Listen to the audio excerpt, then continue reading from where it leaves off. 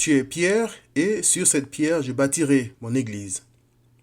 Quand je croyais encore naïvement que mon salut dépendait de moi, j'étais fasciné par ceux qu'on appelle les héros de la Bible. Croyant que par leurs efforts, ces gens avaient aidé Christ à les sauver, je les étudiais pour faire comme eux, au lieu d'être fasciné par ce que Christ avait fait d'eux. À l'apôtre Pierre, par exemple, Christ a dit, « Et moi, je te dis que tu es Pierre, et que sur cette pierre, je bâtirai mon église, et que les portes du séjour des morts ne prévaudront point contre elle. » Matthieu 16, 18. « Tu es le Christ, le Fils du Dieu vivant, » avait dit Pierre à Christ. « Tu es heureux, Simon, fils de Jonas, car ce ne sont pas la chair et le sang qui t'ont révélé cela, mais c'est mon Père qui est dans les cieux. » Matthieu 16, 17, avait répondu Christ. Pierre était donc une star pour moi, un homme de foi, de conviction, un exemple à suivre. En réalité, le héros dans cette affaire de bâtir sur Pierre, c'est plutôt Christ, car c'est à des hommes comme Pierre que les Écritures font référence en disant « Dieu a choisi les choses faibles du monde pour confondre les fortes. » 1 Corinthiens 1, 27. Je m'explique. L'apôtre Pierre représente l'impuissance de l'homme, à mon avis. Il se disait prêt à donner sa vie pour son sauveur, qu'il aimait de tout son cœur. « Je donnerai ma vie pour toi. » Jean 13, verset 37, avait-il dit à Christ. Cet homme se faisait tellement confiance qu'il se croyait capable d'un tel sacrifice pour Christ.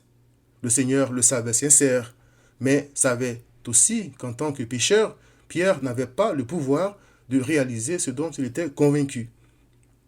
Christ lui a donc répondu, « Tu donneras ta vie pour moi.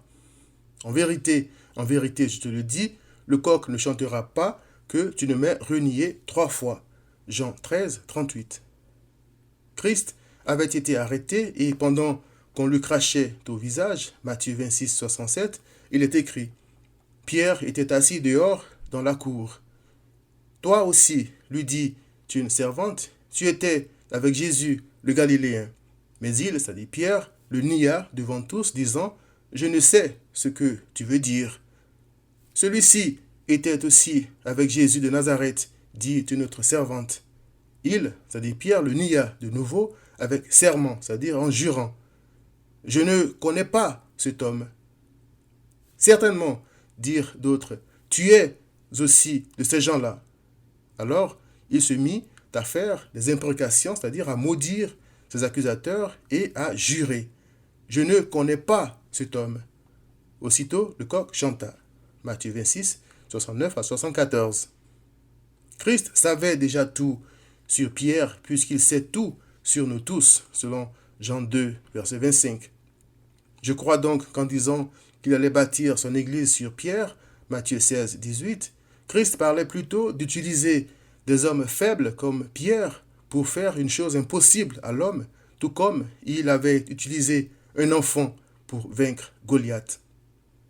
Simon, Simon, avait dit Christ, Satan vous a réclamé pour vous cribler comme le froment, mais j'ai prié pour toi afin que ta foi ne défaille point. Luc 22, 31.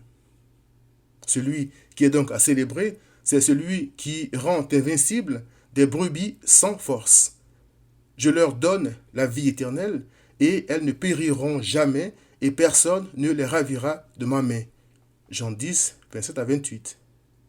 Cher ami, ce ne sont pas les larmes de Pierre qui l'ont sauvé, ni sa foi, car aucune pierre n'a le pouvoir de se mouvoir. Sans le sang de Christ, Pierre aurait péri dans ses péchés. En Christ, des hommes faibles et indigents deviennent invincibles face à Satan. Il est écrit, ils l'ont vaincu à cause du sang de l'agneau. Apocalypse 12, verset 11. Cher ami, viens donc à Christ.